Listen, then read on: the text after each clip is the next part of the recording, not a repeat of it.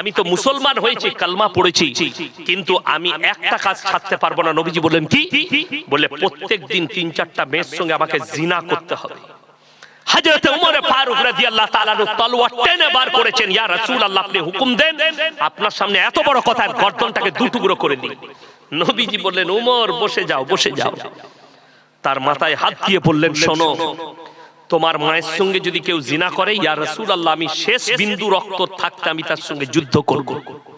তোমার বিটির সঙ্গে যদি কেউ জিনা করে, ইয়া রাসূলুল্লাহ আমার জীবন থাকতে ছুতে পারবে না। তোমার বিবির সঙ্গে যদি কেউ জিনা করে, ইয়া রাসূলুল্লাহ আমার জান কুরবান আমার বিবির জন্য। নবীজি বললেন তুমি যার সাথে জিনা করবে সে কারো মা, তা না হলে কারো বিবি, তা না হলে কারো বিটি, তা না হলে কারো বোন। সেই সাহাবী হাউ হাউ করে কাঁদলেন আর নবীজিকে জড়িয়ে বললেন ইয়া রাসূলুল্লাহ আমি জীবনে আর ওর ধারে পাশে যাব না। জোরে বলুন সুবহানাল্লাহ। এটা ছিল রাসূল সাল্লাল্লাহু আলাইহি সাল্লামের সাহাবীদের আখলাক। আজকে বেঈমান কাফেররা এই মোবাইল খুলবেন, অনেক পুরুষ মানুষ তাদের যৌবন হারাচ্ছে এই মোবাইল দ্বারা। যে ছেলেরা, যে যুবকরা বিবাহের আগে পর্নোগ্রাফিতে লিপ্ত হচ্ছ, যারা হস্তবৈঠনে লিপ্ত হয়েছ, জেনে রেখে দাও বিবাহের পরে তাদের দাম্পত্য জীবন সুখী হতে পারে না। ওই জন্য ইসলামে আছে উপযুক্ত বয়স হলে বাবা মা দায়িত্ব হচ্ছে তার সন্তানের বিবাহ দেওয়া। কিন্তু আজকে আমাদের টেন্ডেন্সি দাঁড়িয়েছে আমার ছেলে নিজের পায়ে না দাঁড়ানো পর্যন্ত বিয়ে দেবো না, আর যখন বিয়ে দিচ্ছে পায়ে দাঁড়িয়ে যাচ্ছে, কিন্তু বিয়ের পরে তার আর বাচ্চা হবার লাইন নাই। বড় কষ্টের বিষয়। আমার মুসলমান ভাই, উপযুক্ত বয়স, রুজির মালিক সকলে বলুন কে? আল্লাহ। তাহলে রুজির মালিক যদি আল্লাহ হয়, তাহলে আপনি ভরসা করুন আপনার সন্তানের বিয়ে দিবেন, যে বিবি আসবে তোমার ঘরে, যে মেয়েটা বউ হয়ে আসবে, সে নিজের রুজি মেপে তোমার ঘরে আসবে, তুমি খাওয়াবে না। আমি যেদিনে ফারেক হয়, যে বছরে আমার বিয়ে হয়, আমার বর্তমান টাউনে খাগড়াগড় মাদ্রাসায় আমার বেতন ছিল 2500। কত বললাম? 2500। আমার আব্বাজি বলল শোনো, আমি বললাম 1 বছর পরে করব, বললেন না করে নাও। যে আসবে তোমার বিবি হয়ে, রুজি আল্লাহ মাপবে। বিশ্বাস করুন, বিয়ে করেছি সেই দিনে যে বরকতটা ছিল আজকে সেই বরকতটাই আছে।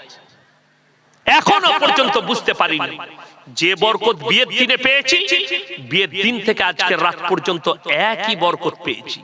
কেন? আল্লাহর উপরে বিশ্বাস আর ইয়াকিন। কেন? সে নিজের রুজি মেপে এসেছে। পেটের সন্তান কোরআন শুনেলেন, ওয়ালা তাকুলু আওলাদাকুম খাশিয়াতা ইমলা নাহনু নারযুকুহুম ওয়া ইয়াকুম। দরিদ্রতার ভয়ে তোমরা পেটের সন্তানকে কতল করো না। কেন? যে আসবে ভূমিষ্ঠ হবে, রুজি মেপে আসবে সে নিজে। ওই জন্য তোমরা এখানে হাত লাগিয়ে নিজের বর্বরতা করো না। আমার ভাই শুনেলেন নবীজি সাল্লাল্লাহু আলাইহি সাল্লামের হাদিস, আখরি জামানায় বর্বরতার যুগের পাপগুলো মডেলিং হয়ে ফিরে আসবে। আজকে ফিরে এসেছে মডেলিং হয়ে। ভারত সরকার সুপ্রিম কোর্ট রায় দিয়েছে সমকামী লিগেল হিন্দুস্তানে। ভারত সরকার সুপ্রিম কোর্ট রায় দিয়েছে পরকীয়া লিগেল। কিন্তু আল্লাহর কসম কিয়ামত পর্যন্ত ইসলামে হারাম থাকবে। দেশের কানুন ঠিক আছে, কিন্তু আমি ইসলাম বিরোধী কানুন আমি মেনে নিতে পারবো না, যেটাতে শরীয়তে আঘাত আনবে, যেটাতে ইসলামে আঘাত আনবে। এই পাপ কবেকার? লূত নবীর কওমের পাপ, নবীজি জামানার নয়, লূত নবীর কওমের পাপ। শুনেলেন পৃথিবীর শ্রেষ্ঠ মুফতি তাকি উসমানী, 1 মাস আগে একটা প্রোগ্রাম হয়েছে, পৃথিবীর স্কলাররা সবাই ছিল সেখানে। পাকিস্তানে ভারতের একজন ছিলেন ডাক্তার জাকির নায়েক, মুফতি তাকি উসমানী, মুফতি তারিক মাসুদ, মুফতি আপনার তারিক জামিল, এরকম বড় বড় স্কলাররা ছিলেন সেখানে। মুফতি তাকি উসমানী বলেছেন মারাত্মক কথা, কিয়ামত से पहले पूरे दुनिया में आलम में हराम औलादों से भर जाएंगे। এর যে ব্যাখ্যা করেছে সবারই চোখে পানি।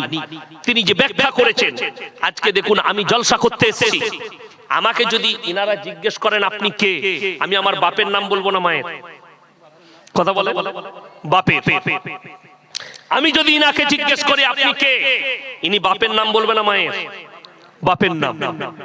বাবা যদি মারা যায় তাও বলবে আমি মৃত অমুকের ছেলে, ঠিক কি না? তাও বাপের পরিচয় দিবে। কেন? আপনাদের এখানে ছাগল আছে না নাই? আচ্ছা, ছাগলের ছানা হলে পাঁটার ছানা বলেন না? ছাগলের কথা বলে? ছাগলের গায়ের বাচ্চা হলে ষাঁড়ের বাচ্চা বলি না? গায়ের বাচ্চা কেন? শুনেলেন, আল্লাহ তাআলা ইনসানের যে পরিচয় ঘটিয়েছেন ওটা বাপের দ্বারা, আর জানোয়ারের পরিচয় ঘটিয়েছেন ওটা মায়ের দ্বারা। এর ব্যাখ্যা আছে লম্বা। ইমাম আবু হানিফা রাহিমাহুল্লাহ, তেনার কাছে একদল মহিলা পর্দায় এসে দাঁড়ালেন আর বললেন, হে যুগের ইমাম, আপনি ফতোয়া দিয়েছেন ইসলামী শরীয়তে একটা পুরুষ 4টা বিয়ে করতে পাবে, 4টা নারীকে, কিন্তু একটা নারী কেন 4টা স্বামী রাখতে পাবে না? ইমাম আবু হানিফা রাহিমাহুল্লাহ বললেন, কাল সকালে এসে আমি তোমাদের উত্তর দেবো, আজকে দিতে পারবো না। তারা চলে গেল। ইমাম আবু হানিফা রাহিমাহুল্লাহ চিন্তিত হলেন, আমি উত্তর কি দেব, এর উত্তর কি আছে? তিনি উত্তর খুঁজতে লাগলেন। বাড়িতে এসে খানা খেতে বসেছেন রাত্রে, পেরেশানির হালতে আছে। তিনার মেয়ে জিজ্ঞেস করছে, আব্বু আপনি খানা খাচ্ছেন কিন্তু আপনি চিন্তিত আছেন, টেনশনে আছেন। বললে, মা মহিলারা একটা প্রশ্ন করছে, আমি উত্তর দিতে পারি। কি প্রশ্ন? এই প্রশ্ন। তিনার মেয়ে বললে, আব্বু সকালবেলায় মহিলারা এসে আমার কাছে পাঠায়, এর উত্তর আমার কাছে আছে। বলে, পারবে? বলে, অবশ্যই পারবো এর উত্তর দিতে।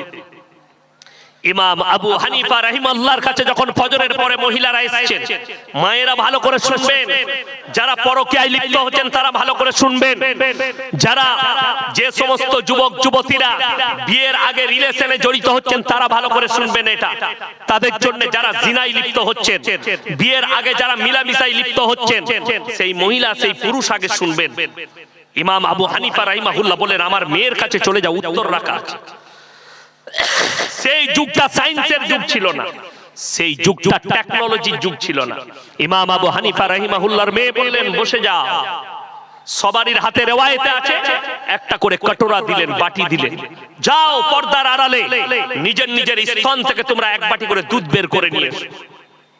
সবাই অল্প করে দুধ বের করে নিয়ে এলেন, একটা বড় পাত্রের মধ্যে ঢেলে দিলেন। সব দুধগুলো কি হলো? মিক্স হবে না? হবে না, মিক্স হয়ে গেল। এরপরে ইমাম আবু হানিফা রাহিমাহুল্লাহর মেয়ে বললে, এরপরে তোমরা নিজের নিজের দুধগুলো বের করে নাও। তারা বললে, পাগল মেয়ে, দুধগুলো মিক্স হয়ে গেছে, এগুলো আবার কেমন করে বার করা যায়? ইমাম আবু হানিফা রাহিমাহুল্লাহর মেয়ে বললে, পাগল আমি নয়, পাগল তোমরা। একটা ছাগল যদি মাঠে চড়তে যায় 5টা পাঁঠা মিলামিশা করতে পারে, কিন্তু কার বীর্য থেকে বাচ্চা হয়েছে এটা আল্লাহ ছাড়া কেউ জানে না। একটা ষাঁড় মাঠে থাকবে, একটা গায় 5টা ষাঁড় মিলামিশা করতে পারে, কার বীর্য থেকে বাচ্চা হয়েছে এটা আল্লাহ ছাড়া কেউ জানে না। আজকে যদি তোমরা 4টা পুরুষ রাখতে চাও, সংশয় দাঁড়িয়ে যাবে কার বীর্য থেকে বাচ্চা হয়েছে, সমাজে দ্বন্দ্ব হবে। তাই আল্লাহ তাআলা ইনসানের পরিচয় দিয়েছে বাপের দ্বারা, আর জানোয়ারের পরিচয় দিয়েছে মায়ের দ্বারা। তোমরা যদি এই পরিস্থিতি নাও, তোমাদের মধ্যে আর জানোয়ারের মধ্যে কোনো ফারাক থাকবে না। চলুন হে আমার যুবক যুবতী, মোবাইল খুলেন, গুগল খুলেন, ইন্টারনেট খুলে দেখে নেন। আমেরিকা, লন্ডন, জাপান, জার্মান, উত্তর কোরিয়া, দক্ষিণ Korea, China, Brazil, Australia, Spain, যতগুলো বেঈমান কাফেরের দেশ আছে, তারা তাদের পার্লামেন্টে পাস করিয়েছে।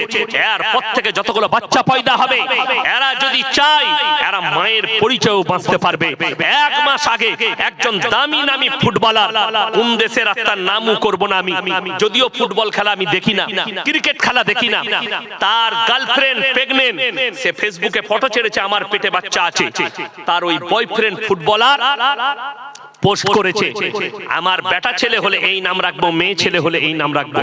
দ্বিতীয়বার তার ওই গার্লফ্রেন্ড পোস্ট করছে, এই বাচ্চাটা তোমার নয়, তোমার সাথে ঝগড়া হওয়ার পরে আমি অন্য ছেলের সাথে মিলামিশা করেছি, বাচ্চাটা তার। জোরে বলুন নাউজুবিল্লাহ। ইসলামী শরীয়তে এই বাচ্চা হারাম।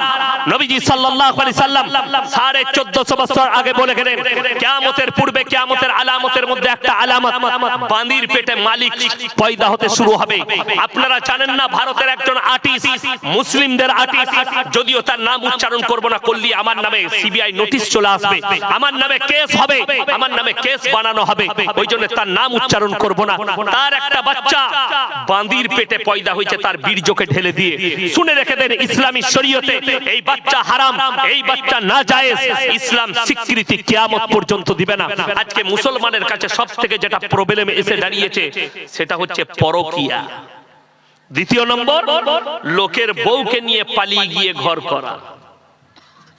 অনেকজন মনে করেছে মৌলবীকে কে জিজ্ঞেস করবে, তোমার জানা নেই কোন মৌলবী, কোন আলেম, কোন হুজুর কেউ যদি লোকের বউকে নিয়ে পালিয়ে আসে, জেনে শুনে যদি বিয়ে পড়ায়, এই মৌলবীর জাহান্নামে যাওয়া থেকে কেউ রুখতে পারবে না। এটা রেখে রেখে দিবেন জেনে শুনে। আর কেউ যদি মৌলবীর কাছে চুরি করে মৌলবীকে ধোঁকা দিয়ে কাজ করে থাকেন, সেই লোকের জান্নাতে যাবার রাস্তা নাই। যে এক নম্বর, সে একটা ইলিমওয়ালা আলেমকে ধোঁকা দিয়েছে। কেন?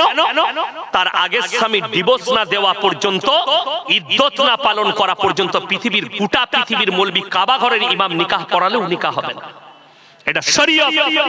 আগের স্বামী তালাক দিবে, ইদ্যত পালন করবে, তারপরে তুমি অন্য স্বামী গ্রহণ করবে, এটা ইসলাম। যদি কোনো মেয়ের মনে হয় আমার স্বামী আমার উপরে অত্যাচার করে, আমার স্বামী আমার উপরে টর্চার করে, তার জন্য ইমারতে শরিয়া আছে, পার্সোনাল ল বোর্ড আছে, তোমার স্বামীর কাছে চিঠি যাবে 3 বার 3 মাসে। যদি উত্তর না দেয়, নারীর কাছ থেকে তোমার কাছ থেকে খোলা তালাক হবে, ইদ্যত পালন করবে, অন্য স্বামী গ্রহণ করবে।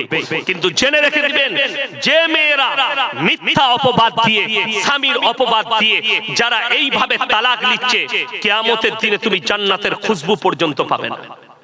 অনেক মেয়ে স্বামীর নামে মিথ্যা অপবাদ লাগায়। কেন? সে জিনায় যখন লিপ্ত হয়ে যায়, পরকীয়ায় লিপ্ত হলে স্বামীর নামে অপবাদ দেয়, আমার স্বামী অত্যাচার করে, অথচ তার স্বামী অত্যাচারী নয়। এই মহিলা বিপদে পড়বে। আমার ভাই, কোন যুবক যদি এটা মনে করেন আমি লোকের বউকে নিয়ে পালিয়ে আসছি, যতদিন ঘর করবেন জিনা করা হবে, ওই অবস্থায় বাচ্চা পয়দা হলে হারাম বাচ্চা পয়দা হবে। আমার ভাই, ওই জন্য অনুরোধ করছি, বেঈমান কাফেরের অনুসারী হবেন না, রাসূল আকরাম সাল্লাল্লাহু আলাইহি সাল্লামের অনুসারী হন। আপনি কোনো কিছু কাজ করলে আলেমের পরামর্শ নেন, আপনার যারা ইসলামের লয়ার তাদের কাছে পরামর্শ নেন, কুরআন হাদিসের জ্ঞান আছে, আপনার কাজটা শরীয়ত মোতাবেক কিনা আপনি পরামর্শ নেন। আল্লাহ তাআলা শুনেলেন, কিয়ামতের সকাল পর্যন্ত যতগুলো পাপ আসবে সব পাপকে ট্যাকেল করার জন্য কোরআন রেডি হয়ে দাঁড়িয়ে আছে, রাসূলের হাদিস রেডি হয়ে দাঁড়িয়ে আছে। আপনি কি মনে করছেন ইয়াসিন সাহেব মারা যাবে আর এই বক্তা আসবে না? বড় বড় আলেমরা চলে যাবে, কিয়ামতের সকাল পর্যন্ত দেখতে পাচ্ছেন এই তালবিলিম। আমরা চলে যাব, আমাদের সন্তানরা দাঁড়াবে, ইয়াসিন মারা যাবে আর একটা ইয়াসিন তৈরি হবে ইনশাআল্লাহ। একটা শেখ চলে যাবে আর একটা শেখ তৈরি হবে। ওই জন্য ইসলাম মিটবে না, কোরআন থেকে যাবে। কিয়ামতের আলামতের মধ্যে মারাত্মক আলামত শুনেলেন নবীজি সাল্লাল্লাহু আলাইহি সাল্লাম, মুসান্নাফ ইবনে আবু শাইবার হাদিস। গোটা পৃথিবীতে হে আমার সাহাবীরা, সমস্ত মসজিদগুলো মুসল্লিতে ভরে যাবে, রাসূলের হাদিস। সাহাবীরা বললেন, ইয়া রাসূলুল্লাহ, সেই নামাজিগুলো কেমন হবে? নবীজি বললেন, হে আমার সাহাবীরা, দুঃখের সঙ্গে বলছি, সেগুলো হবে সুদখোর নামাজি। বড় বড় অট্টালিকা বাড়ি বানাবে, বড় বড় শপিং মল বানাবে, ইমানদার খুঁজে পাওয়া মুশকিল হয়ে যাবে। ওই জন্য সবাই হাত তুলে বলুন তো, কোরআনের সাথে কে কে সম্পর্ক করবেন? হাত তুলেন, সকলে জোরে বলুন ইনশাআল্লাহ। কোরআনের সাথে সম্পর্ক করুন, খালি পরকালটা সুন্দর করার জন্য। আজকে আপনি জানেন না, এই যে মাদ্রাসা, এই মাদ্রাসা অনেক জনার মনে হবে, অনেক আমাদের সমাজের লোক আছে তারা বলে জলসা করে কি লাভ? ধরেলেন জলসা করে কোনো লাভ হলো না, জলসা বন্ধ করে দেন। আপনি মসজিদ করেছেন, গ্রামের 90% লোক নামাজ পড়ে না, 10টা লোক নামাজ পড়ে, তাহলে যখন পড়ছে না মসজিদটা ভেঙে দাও। মাদ্রাসা করেছেন, মাদ্রাসায় 10টা ছেলে আছে, মাদ্রাসাটা ভেঙে দাও, দিন থাকবে না, মিটে যাবে, দিন মিটে যাবে। কিন্তু আল্লাহর কসম করে বলছি, এই মাদ্রাসায় যদি একটা তালবে ইলম থাকে, এই মাদ্রাসাকে কায়েম রাখুন।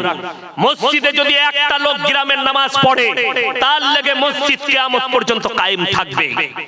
এই জলসা আপনাকে বছরে বছরে করতে হবে, যাতে মানুষের কাছে হারাম হালালটা পৌঁছায়।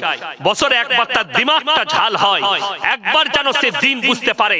ওই জন্য আমাদের দেশে তো এখন 3টে কোয়ালিটির নামাজি, বিপদটা ওইটাই। কটা বললাম? 3টে। একটা হচ্ছে 5 ওয়াক্তের, একটা জুম্মার, আর একটা ঈদ আর বকরা ঈদ। ঈদের দিনে লাপাই কোন মাল কটা বেশি? যারা জীবনে নামাজ পড়ে না, খালি ঈদ আর বকরা ঈদ। আমি যেখানে নামাজ পড়াই 15টা গ্রাম নামাজ পড়ে আমার পেছনে। একজন এসে আমাকে নামাজের আগে বলছে, হুজুর কি ব্যাপার, নিয়তটা বলে দিবেন তো। আমরা মোটেই বলবো না। এমন সানা জানিস? জানি না। আচ্ছা জানি না, বুঝি কিছু জানি না। না আমরা নিয়ত নিয়ে কি করবি? কথা বুঝতে পারছেন? আচ্ছা, আলেমরা বসে আছেন, আপনাদিকে বলছি। একটা লোক নিয়ত জানে না, খালি সে বলল ইমাম যাহা নিয়ত করিল আমি করিলাম, কিংবা আমি ঈদের নামাজ পড়ছি, এই ইমামের পেছনে ওয়াস্তে আল্লাহর মুখ আমার কাবা শরীফের দিকে, আল্লাহু আকবার, নামাজ হবে না? হয়ে যাবে। কিন্তু সে যদি সানা না জানে, রুকু সিজদার যদি আপনার তাসবিহ না জানে, আত্তাহিয়াতু না জানে, দরুদ শরীফ না জানে, দোয়া মাসুরা না জানে, নামাজ হবে? নামাজ হবে না। তো এই কিচ্ছু জানে না, খালি নিয়ত নিয়ে মারামারি করবে। আর এই মাল কটায় যারা জীবনে নামাজ পড়ে না, কুরবানির দিনে দেখবেন খালি ইমামের সালামটা ফিরা, সালামু আলাইকুম ওয়া রাহমাতুল্লাহ, সালামু আলাইকুম ওয়া রাহমাতুল্লাহ। আবে তাড়াতাড়ি চবে গরুটা ফেলাতে হবে, পালিয়ে গেল মানে। ঠিক বললাম না? এ খুতবা কিছু শুনবেন, আর কিচ্ছু প্রয়োজন নাই, ইয়ার খালি মাংস খাওয়া প্রয়োজন। এগুলো হচ্ছে মাংস খাওয়া মুসলিম না। সবাই 5 ওয়াক্তে নামাজ পড়বো, জোরে বলুন ইনশাআল্লাহ। কেউ নামাজ ছাড়বেন না। আমার মায়ের দিকে অনুরোধ করে বলে যাচ্ছি, পর্দায় আসুন, নামাজ পড়ুন। সন্তান, যে বাচ্চারা মাধ্যমিক পরীক্ষা দিবে, যতদিন না স্কুল খুলছে, এই গ্রামের বাচ্চাদিকে বলছি, মা দিকে বাবাকে বলছি, আপনি সকালে মাদ্রাসায় পাঠিয়ে দেন বাচ্চাগুলো। তারা কোরআন হাদিসটা শিখুক, তারা নামাজটা শিখে যাক, তাদের মধ্যে তারবিয়াত আসুক, হারাম হালালটা কমপক্ষে শিখবে। যেমন আমার মাদ্রাসায় সিস্টেম আছে, যাদের সকালে স্কুল তারা বিকালে আসবে, যাদের বিকালে স্কুল তারা সকালে আসবে। মক্তব চালায়, 500 ছাত্র আছে মক্তবে। কি বুঝলেন? সবাই আসুক। কেন বলে দিচ্ছি, সেই ছেলেটা আলেম না হোক, সেই ছেলেটা আপনার হাফেজ না হোক, কিন্তু তার মধ্যে দিন যদি থেকে যায়, সে ডাক্তার, মাস্টার, প্রফেসর, ইঞ্জিনিয়ার সব হবে, কিন্তু তসলিমা নাসরিন হবে না, রাসূলের দুশমন হবে না, কোরআনের দুশমন হবে না। এই এলাকার, এই গ্রামের মানুষের জন্য ভাগ্যের ব্যাপার যে আপনার গ্রামে একটা এরকম প্রতিষ্ঠান চলছে, আপনার সন্তানদের সুযোগ আছে। মাদ্রাসার যারা বাচ্চা ছেলে আছে, তাদেরকে আপনি মায়ের দিকে বলবো 100 টাকা দেন, 200 টাকা মাসে দেন, আপনার বাড়িতে গিয়ে মেয়েদিকে কোরআনটা পড়িয়ে দেন। এই স্কুলে ছুটি আছে, একটা তালবিলিমকে বলে দেন, একটা বাচ্চা তালবিলিমকে ঠিক করে দেন, আমার মেয়েদিকে কোরআনটা শিখিয়ে দিবে। 50 টাকা, 100 টাকা দিবেন, 200 টাকা দিবেন। আরে টিউশন মাস্টারকে দিয়ে দিচ্ছেন 1000 টাকা, 500 টাকা, একটা গরিব এতিম তালবিলিমকে দিবেন, কোরআনের শিক্ষা দিবে। আপনার মেয়ের জন্য আপনি নেকি পাবেন। 1 নম্বর গরিবের আপনি হেল্প করেছেন, 2 নম্বর আপনার মেয়ে সেখান থেকে ইলম পেয়ে গেল, কোরআন পেয়ে গেল। ওই জন্য কোরআনের মহব্বত কেউ ছাড়বো না, জোরে বলুন ইনশাআল্লাহ। আমার ভাই শুনেন, নবীজি সাল্লাল্লাহু আলাইহি সাল্লাম বলেছেন, যাদের কাছে অর্থ আছে, 3টে লোক যদি হাত পাতে, তাদের হাতকে জীবনে ফিরাবে না। নাম্বার 1, ওয়া আতিদাল কুরবা, তোমার কাছের গরিব যদি হাত পাতে ফিরিও না। নাম্বার 2, ওয়াল ইয়াতামা ওয়াল মাসাকিন, এতিম আর মিসকিন যদি তোমার কাছে হাত পাতে, তাদের হাতকে জীবনে ফিরিও না। ওয়াবনাস সাবিলি ওয়ালা তুবাদ্দির তাবদীরা, আর মুসাফির যদি তোমার কাছে হাত পাতে, তাদের হাতকে জীবনে ফিরিও না। আজকের এই জলসায় 340 থেকে 45 কিলোমিটার এলাম। আমি সব থেকে বড় মুসাফির আপনাদের কাছে। এই এতিম আর মিসকিনদের জন্য আমি বলবো, 5 জন আল্লাহর বান্দা কে কে আছেন? নাম্বার 1, কে আছেন যে এই তালবিলিম এতিম মিসকিনদের জন্য 5,000 টাকা দিবেন? নাম্বার 1, 5,000 টাকা কে আছেন? কোন আল্লাহর বান্দা আছেন? মাত্র 5,000 টাকা বলেছি। কে আছেন? কোন একজন আল্লাহর বান্দা আছেন? মায়ের নামে, বাপের নামে। রাসূল আকরাম সাল্লাল্লাহু আলাইহি সাল্লাম বলেছেন, জাকিরা জাকিরা গচ্ছিত সম্পদ। মানুষ কিয়ামতের দিনে কাঁদবে, আমি যদি আরো কিছু বেশি দান করতাম আমার জন্য মঙ্গল হতো। নাম্বার 1 কে আছেন 5,000 টাকা ইনশাআল্লাহ, মাশাআল্লাহ, জাযাকাল্লাহ। দেখেন হাজী আব্দুল জব্বার সাহেব, আল্লাহ তাআলা আমার এই বাবাজির হায়াতে বরকত দেখ। সভাপতি সাহেব মাশাআল্লাহ, আল্লাহ উনার ইজ্জতে বরকত দেখ, উনার জানে মালে কারোবারে আল্লাহ বরকত দেখ। উনি 5,000 টাকা প্রথম নিয়ত করলেন, আল্লাহ উনার পরিবার যারা চলে গেছেন তাদের কবরের দিকে জান্নাতুল ফিরদৌসের দরজা খুলে দাও। নাম্বার 2 টাকে আছে, নাম্বার 2 5,000 টাকা পরকালের জন্য, মরণের পরের জন্য। নাম্বার 2 টাকে আছে, নাম্বার 2 কে আছে, তাড়াতাড়ি হাত তুলেন। কোরআনের জন্য আমি প্রথমেই বললাম, নবীজি খালি এলান করেছেন মক্কা নগরীতে আল্লাহর নবী সাহাবীরা নিজেদের জান মালের কুরবানি। আজকে আপনাকে জান দিতে হবে না, আপনি খালি মালের কুরবানি করবেন, আপনি অতটাই নেকি পাবেন। নাম্বার 2 কে আছেন 5,000 টাকা আল্লাহর ওয়াস্তে, পরকালের জন্য, মরণের পরের জন্য, কিয়ামতের দিনের জন্য। আল্লাহ জানো পরকালটা আমার সুন্দর করে। আমার আব্বা চলে গেছে, মা চলে গেছে, পরিবার চলে গেছে। নাম্বার 2 5,000 টাকা কে আছে, একটু তাড়াতাড়ি বলি ইনশাআল্লাহ। নাম্বার 2 5,000 টাকা মাত্র আল্লাহর ওয়াস্তে। আপনি ভেবেও কুল পাবেন না, কিয়ামতের দিনে বুঝতে পারবেন এই কোরআনের মহব্বতে আপনার 5,000 টাকা আপনি কতটা নেকি ফেরত পাচ্ছেন, আপনি সেদিনে বুঝতে পারবেন। নাম্বার 2 কে আছে, কোন আল্লাহর বান্দা আছেন 5,000 টাকা। নাম্বার 2 কোন আল্লাহর বান্দা নেই, ইনশাআল্লাহ দেখি আসুন পরকালের জন্য। আমি মরে যাব, চলে যাব, আমার পরিবার চলে যাবে। কোন মা যদি থাকেন, কোন আমার বোন যদি থাকেন, স্বামীর নামে, বেটার নামে, সন্তানের নামে, পরিবারের নামে। নাম্বার 2 কে আছে, কোন আল্লাহর বান্দা আছেন, মাত্র 5,000 টাকা বলেছি। নাম্বার 2 টাকে আছেন, কোন আল্লাহর বান্দা আছেন, একটু তাড়াতাড়ি বলি ইনশাআল্লাহ। পরকালের জন্য, মরণের পরের জন্য। নাম্বার 2 টাকে আছেন, নাম্বার 2 কে আছেন, কোন আল্লাহর বান্দা আছেন, একটু তাড়াতাড়ি বলি। মাত্র 5,000 টাকা বলেছি, কে আছে, কোন আল্লাহর বান্দা আছেন যে আমি মরে যাবার পরে যেন আমার কবরটা সুন্দর হয়। কোরআনে আছে, ওমাল হায়াতুদ দুনিয়া ইল্লা মাতাউল গুরুর। এই দুনিয়া তোমাদের জন্য সম্পূর্ণ ধোঁকা, আপনি ধোঁকার মধ্যে আছেন।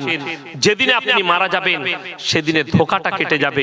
আমার ভাই, এই 5,000 টাকা শেষটা কে, 2 নম্বরটা কে আছে, কোন আমার ভাই আছেন, কোন আমার আল্লাহর বান্দা আছেন। দ্বিতীয় নম্বর 5,000 টাকা দিবেন, অনেক টাকা আস্তে আস্তে দিবেন, মাদ্রাসা চালু থাকবে দিবেন, 3 মাসে দিবেন, 4 মাসে দিবেন।